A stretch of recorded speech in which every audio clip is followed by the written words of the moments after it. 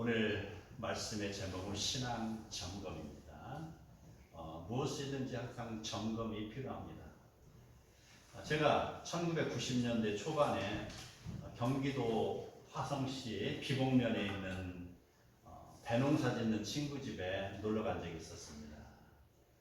당시 외국인 근로자들이 얼마 되지 않던 시절인데 그 집에 가니 동유럽에서 온 노동자 2명이 배나무 위에서 나무 진액을 긁어내는 일을 하고 있었습니다.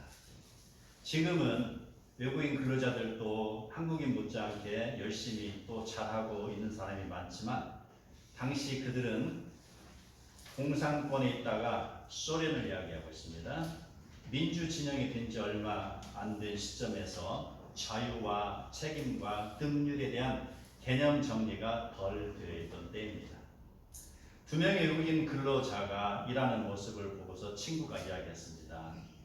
저 친구들 주인 없으면 슬로우 해 하는 말이에요.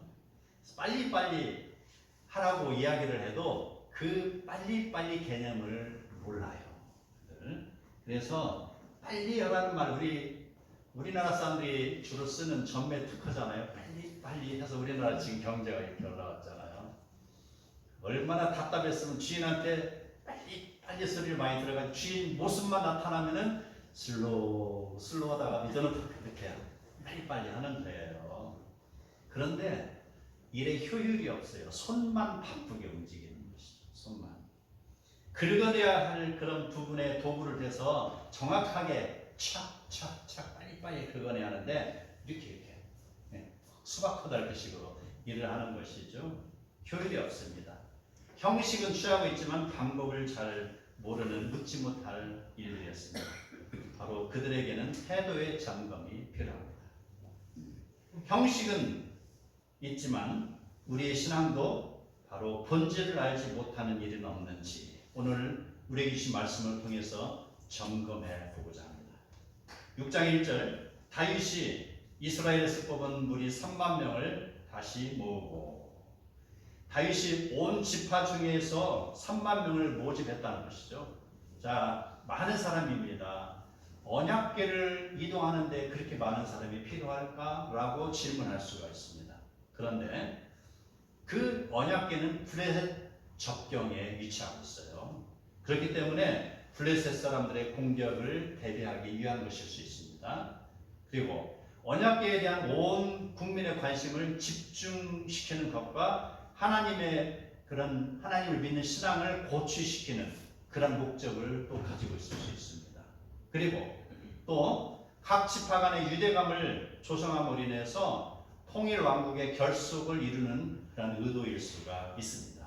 자, 이러한 3가지 목적을 가지고 다윗은 백성들과 함께 언약궤가 있는 아비나답의 집으로 가고 있습니다. 3절 그들이 하나님의 궤를 새 수레에 싣고 산에 있는 아비나답의 집에서 나오는데 아비나답의 아들 우사와 아효가 그 새 수레를 보니라 이렇게 기록이 됐습니다. 언약궤를 새 수레에 실어서 운반했다는 것 어찌 보면은 하나님의 언약궤를 소중히 모시려는 의도로 보일 수도 있습니다. 새로운 것으로 정성이 깃들여져 있죠. 그런데 민수기 4장 15절을 보면은요, 언약궤는 레위인 중에서 고핫 자손들만 어깨에 메고 운반하라 라고 규정을 지었습니다. 그 사실을 까마득히 잊어버렸나 봅니다. 아마도 70년 전에 언약궤가 블레셋 지방에서 이스라엘로 올 때 그들이 새 수레에 싣고 언약궤를 보냈죠. 뒤에는 젖되지 않은 송아지가 음매 울고 있는데 그 에미소를 메워서 곧바로 간 것이죠. 그때 사용했던 게 새 수레입니다. 그것을 상상을 하고 있었나 봅니다. 그래서 새 수레에 온 것을 그대로 기억하면서 자기들도 지금 새 수레에 싣고 이동하고 있다. 지금 그것이죠. 어깨에 매지 않냐고 수레에 실었다. 이 일은요, 어찌 보면은 사소한 문제라고 생각할 수도 있습니다. 그런데 사고는 작은 곳에서부터 시작되는 걸 알아야 됩니다. 큰 댐이 무너지는 것은 작은 쥐구멍에서부터 시작인 것이죠. 하나님의 성도의 작은 마음, 바로 하나님께서는 성도의 작은 마음까지도 감찰하는 줄 우리는 아셔야 될 것입니다. 백성이 보는 가운데 언약궤를 새 수레에 싣고 아비나답의 집에서 지금 나오고 있습니다. 아비나답의 자손인 아효가 앞장서고 그 뒤에 우사가 따릅니다. 그리고 조심조심 가고 있습니다. 언약궤가 밖에 그 집을 나와서 밖에 모습을 드러내는 순간 그 주변에 있던 3만 명 이스라엘 백성은 이제 갑자기 큰 함성을 부르고 환호하고 있습니다. 말로만 들었던 그 언약궤, 바로 하나님의 그런 언약궤, 거기에 하나님의 그런 십계명이 들어있어요. 만나도 들어있죠. 바로 그러한 언약궤라는 것이죠. 그리고 언약궤만 있으면 그 이스라엘 사람들은 어떠한 전쟁에서든지 승리한다고 생각하는 그런 주술적인 그런 생각까지도 가지게 만든 언약궤입니다. 그처럼 언약궤를 신처럼 생각하는 거예요. 그 언약궤가 나온다고 하니 사람들은 크게 환호를 벌이고 있는 것이죠. 백성들의 마음은 두근두근 기쁨으로 물들어가고 있습니다. 온 천지가 단풍으로 물들어가듯이 그들은 지금 즐거움으로 그들의 가슴이 물들어가고 있어요. 그러자 그 옆에 있던 잣나무로 만든 여러 가지 악기를 연주하기 시작합니다. 비파를, 소고를, 양금을, 재금으로 연주하며 이제 그들은 언약궤 뒤를 따르고 있습니다. 이스라엘은 커다란 축제가 벌어지고 즐거워하고 있습니다.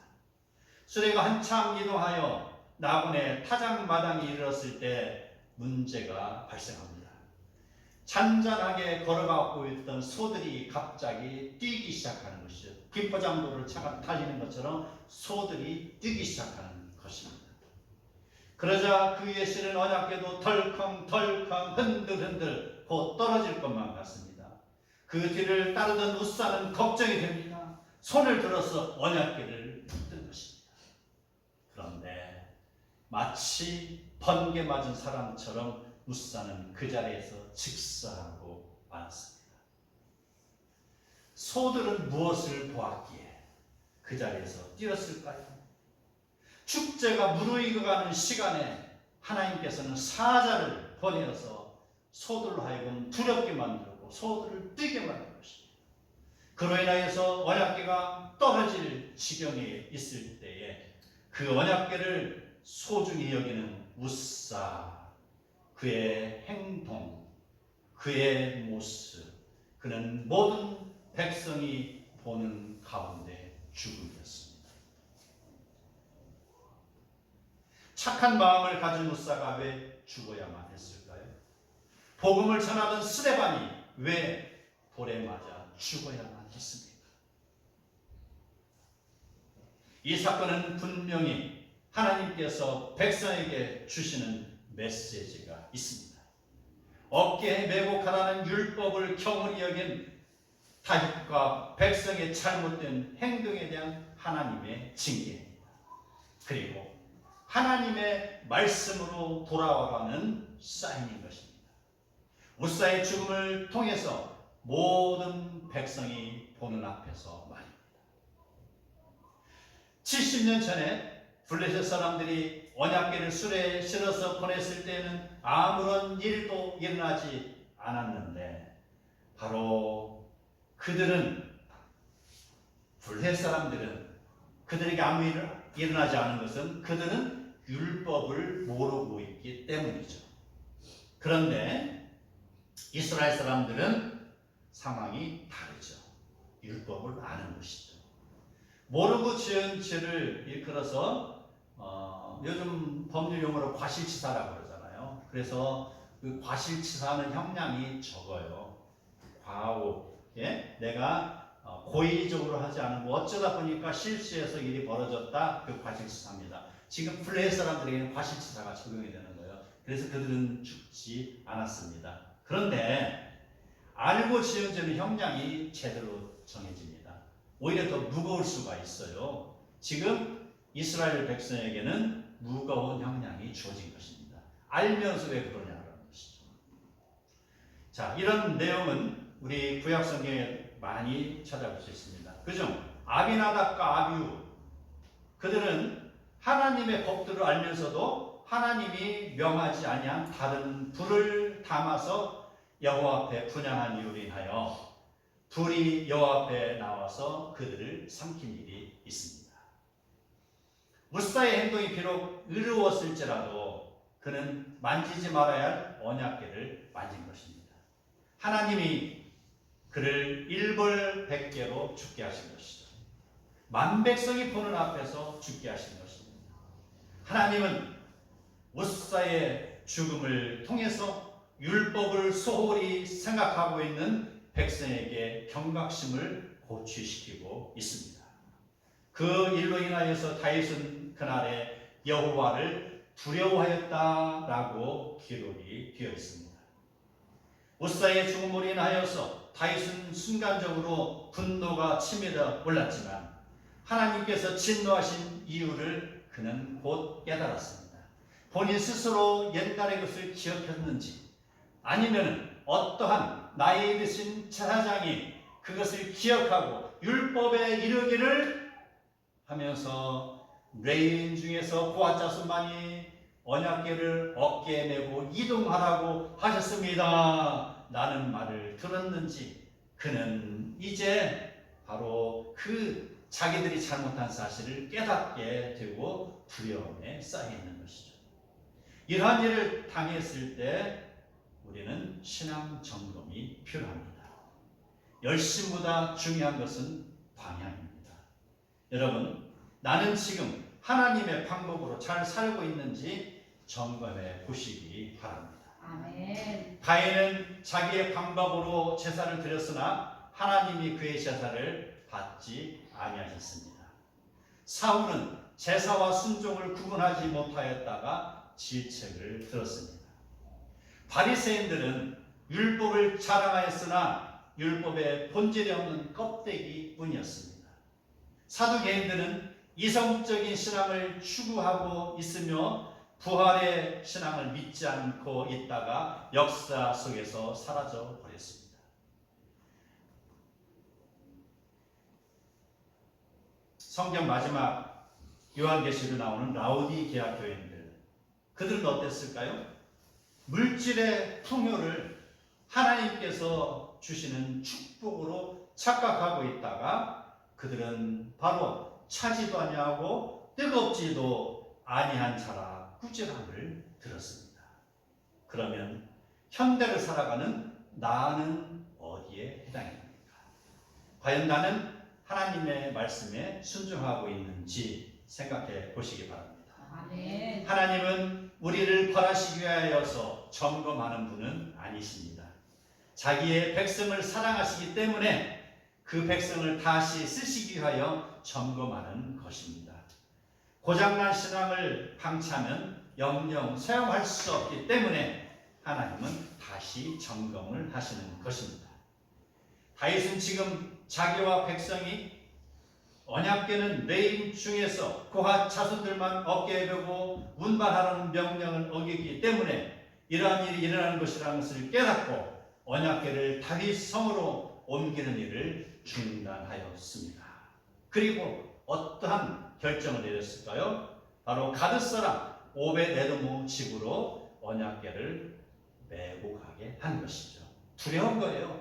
왕인 다윗마저도 이제 그 복의 상징이었던 언약궤가 이제는 두려움의 상징이 된 것이죠. 그래서 꼼수를 부리죠. 저 언약궤를 오벳에돔 집에 보관해라 이렇게 이야기하니까 11절 여호와의 궤가 가드 사람 오벳에돔 집에 석 달을 있었는데 여호와께서 오벳에돔과 그의 온 집에 복을 주시니라. 우사가 죽었기 때문에 언약궤를 집에 받아들이는 일은 쉬운 결정이 아니었을 것입니다. 저 언약궤가 자기 집에 들어온다면 바로 그 집에 있는 누구라도 지나가다 혹시라도 언약궤 옷깃이라도 스치면 그 자리에서 직사할 것 같은데 나는 두려움이 오베데돔 들었지만 그러나 오베데돔의 반응은 어떻습니까? 그는 묵묵히 순종하며 죽음을 무릅쓰고 언약궤를 받아들인 것입니다. 순종이 제사보다 낫습니다. 세상 사람들은 모두 NO 이것을 외치고 거부할지라도 하나님 원하시는 일이라면 예스로 받아들이는 성도가 되시기 바랍니다. 아멘. 내가 원했던 방향이 아닐지라도 하나님의 명령이면 따르시기 바랍니다. 아멘. 하나님은 지금 그러한 신앙의 사람을 부르고 계십니다. 오베데돔은 그 일로 인하여서 하나님으로부터 복을 받았습니다. 그의 가족과 육축과 밭의 식물이 복을 받았으니 그 소식은 바람을 타고 온 나라에 퍼지고 다윗성 궁궐에까지 소식이 들어가게 된 것이죠. 우리가 하나님 일을 하는 데 있어서 어떠한 보상을 기대하고 하는 것은 아닙니다. 그러나 우리가 기억해야 될 것이 있습니다. 하나님의 일에는 공짜가 없다라는 것입니다. 어떠한 모습으로도 어떠한 방법으로도 하나님은 순종하는 자에게 복을 주십니다. 이것이 신앙생활하는 자들에게 주어지는 아름다운 보상이 되는 것이죠. 대부분의 설교는 여기에서 종교를 지을 것입니다. 그러나 성경을 읽는 우리는 오늘의 말씀이 시사하는 바가 무엇인지를 읽어내야 되는 것이죠. 그것이 바로 신앙 점검입니다. 성도에게 일어나는 중요한 일이 있다면 그것은 우연이라 여기지 마시고 하나님의 섭리로 여기시기 바랍니다. 그런 경우 대부분이 신앙을 점검하는 사인입니다.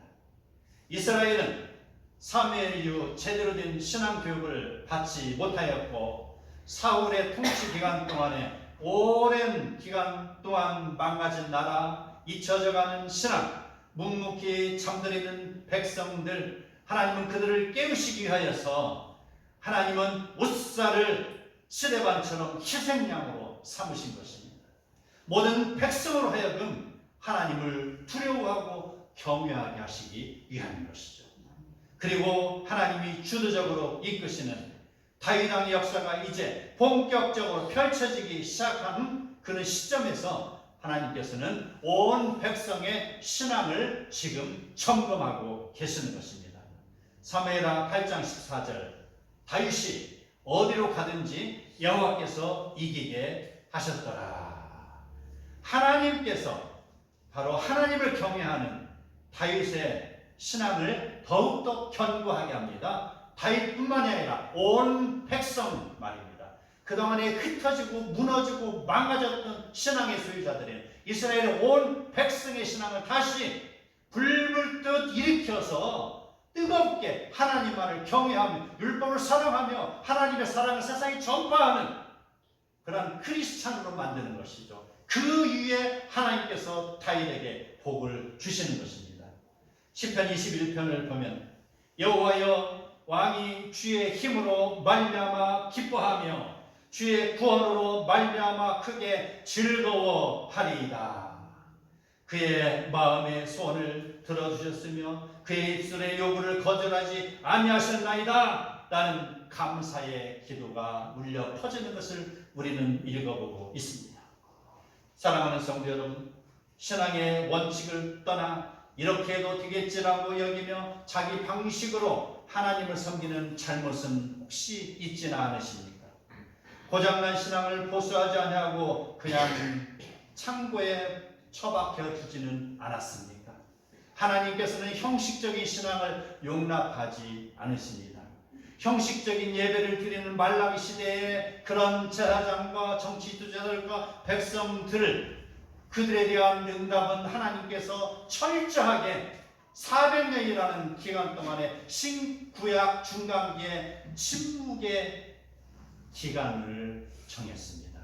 응답은 했어요. 그러나 바로 무응답의 응답이라는 것이죠. 그렇게 하나님은 형식적인 예배를 싫어하시는 것이죠. 우리는 스스로 자신의 신앙을 점검할 필요가 있습니다. 나는 과연 하나님의 말씀을 중히 여기고 제대로 지키며 살고 있는지 점검해 보시기 바랍니다. 아멘. 나는 지금 하나님과 1대1 그런 기도 생활을 매일 하고 있는지 점검해 보시기 바랍니다. 나는 지금 예배를 소중히 여기며 잘 드리고 있는지 점검해 보시기 바랍니다. 아멘. 순종하는 오베데돔처럼 하나님 이름은 예수로 받아들임으로 복을 누리고 다윗 왕과 같이 번창하는 복된 성도들이 다 되시기를 축복합니다. 아멘.